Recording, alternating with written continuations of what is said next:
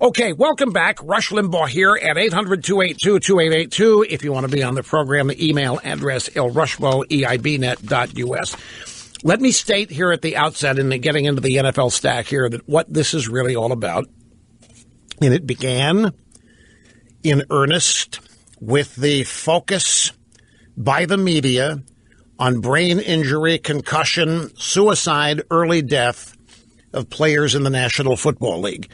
Throughout every walk of life, the number of Americans who commit suicide is a greater percentage than those who play in the NFL.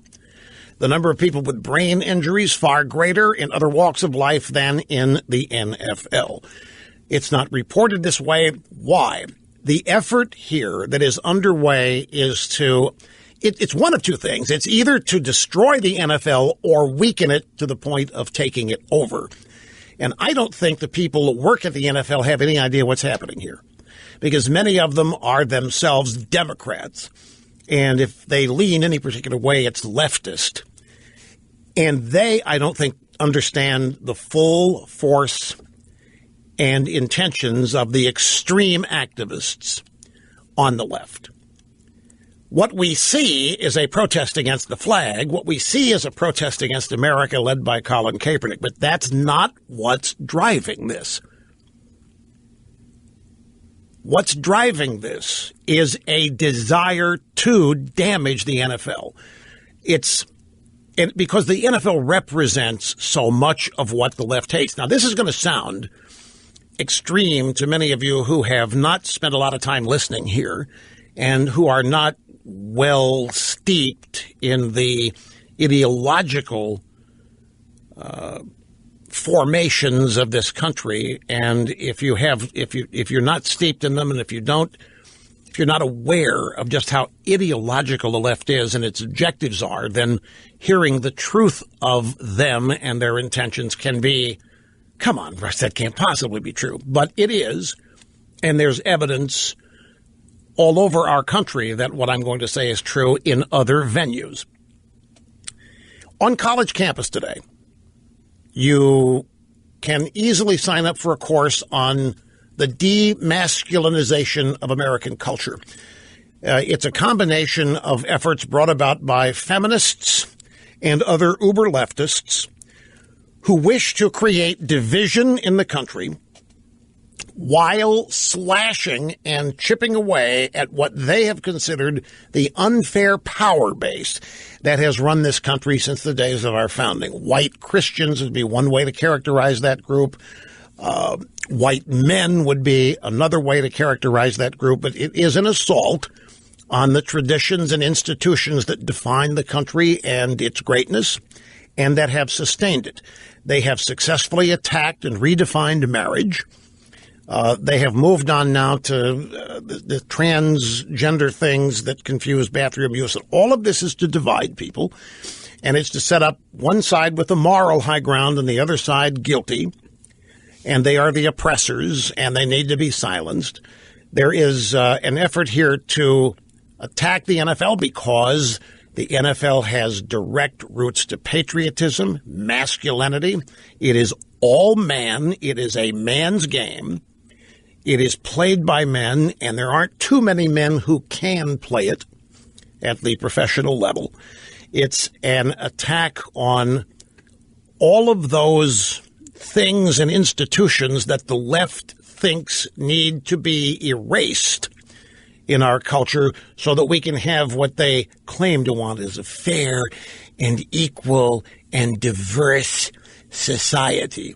Now, all of that may say, you kidding, Russ, they don't want to take out the NFL. Yes, they do, folks, because it stands as a strong and powerful signal of what they still have yet left to do. It also is a pile of money. The NFL is a giant pile of money that can be shaken down with lawsuits, the threat of lawsuits. The NFL can be accused of killing its employees just by being in business. There's any number of ways that they're going about this. It's underway, and the current iteration of this got started, the Kaepernick taking a knee provided the opportunity for leftists to seize control of this and use it and expand it beyond whatever Kaepernick's intentions were. He has become the face of it. He has become the victim example of the horrible unfairness and racism of the ownership and the league. The sports media falls right in line and paints that very picture. The sports media is covering the NFL in a way that makes the league impossible to look good and to shine and to grow. And it's all done because what people don't understand about the left is they don't understand live and let live. There's no such thing. Anything that exists outside of what they think should exist is going to be attacked, and they're going to try to damage it or destroy it. And they get around to everything eventually. The Republican Party has been a long-held target. Conservatism is a long target they've had that'll never go away. They have gone after any number. They've tried to blame SUVs and automobile manufacturers for climate change, global warming. You can pick your big pharma, big retail, big oil, big capitalism, any and all of it. Look at the enemies list of the Democrat Party and the American left, and you'll find it all right there. Everything that I mentioned. So what you're seeing, this is not about bringing people together. It's not about having people be permitted to protest using their constitutional rights over police brutality. That's what you're to think this is about. What it's about is making this league look bad. It's about creating an image and an aura in the average American when watching this game that it's dangerous and that it's risky and maybe it shouldn't be played. And already you see parents of junior high school students and high school students not letting their kids play football now. You see even some players retiring at age 25 after they see movies and read stories about brain damage and concussions. The effort is constant, but the main thing they have done, they've taken the fun and the joy out of the game. They have taken the mystique out of the game, and the league is right in there unwittingly helping them. There's simply no way for a business to grow. The NFL permitting its employees to do what they've been doing since Kaepernick got it started. People don't watch the NFL for signs of equality and diversity and fairness and social justice. It's not why people are watching. They watch it to escape all of that. They watch it for the mystique. They watch it for the magic, the athletic abilities of these people to do things that we can't do. And watch these people perform victorious, rooting for the team, rooting for your fantasy football team. But now they've added a guilt to all of this. They have added this idea that you're enjoying this carnage. You're enjoying this barbaric display of cruelty. And more people, you can't escape it once the media begins covering that aspect of it.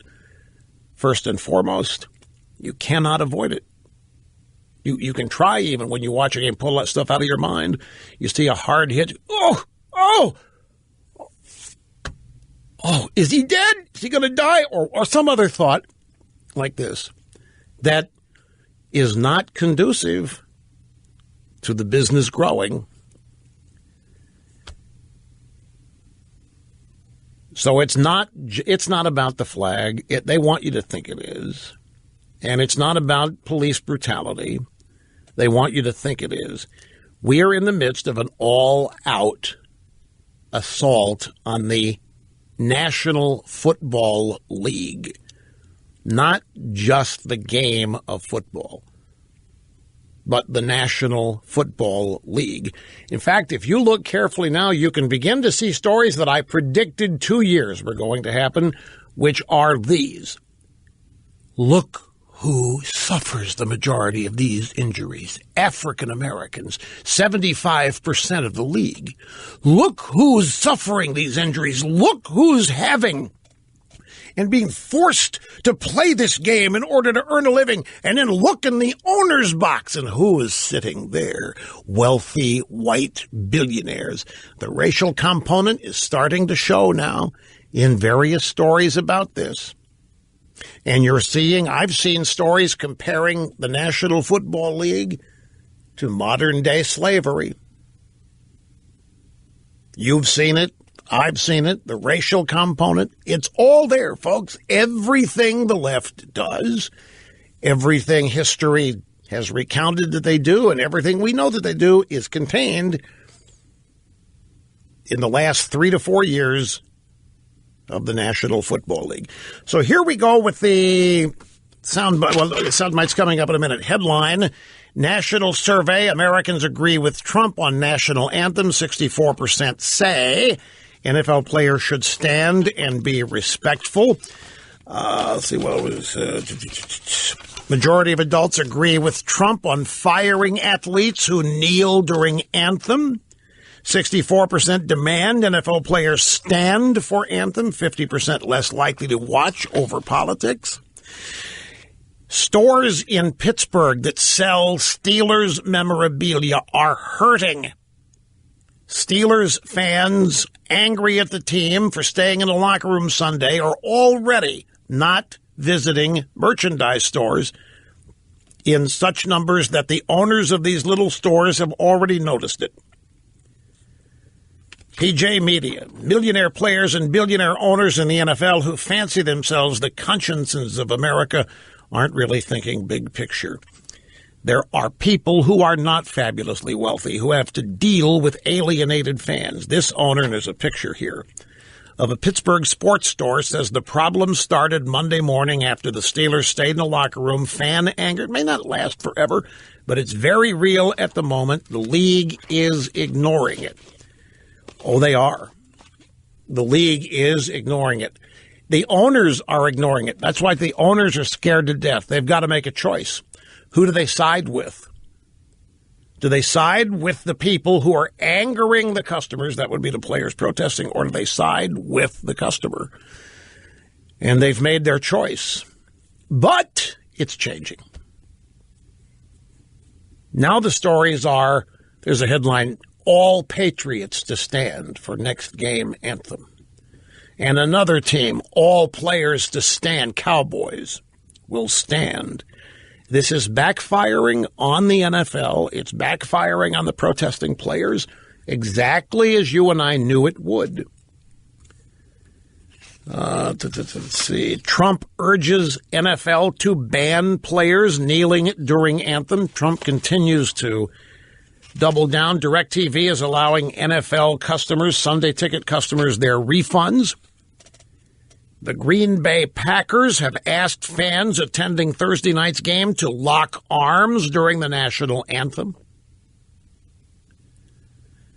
We have that on audio soundbite. Aaron Rodgers, audio soundbite number 4, yesterday in Green Bay. Aaron Rodgers speaking with reporters. This is about equality. This is about unity and love and growing together as a society. And this week we're going to ask the fans to join in as well and come together and show people that we can be connected and we can grow together. So it's about equality, it's about unity and love and growing together. And, of course, it's very risky to say, no, it isn't. But I take these risks all the time. That's not what this is about. It's what they want you to think it's about. And it's what you want. They want you to think they are achieving and overcoming, while in fact they are dividing people by doing anything other than standing for the national anthem. Be right back.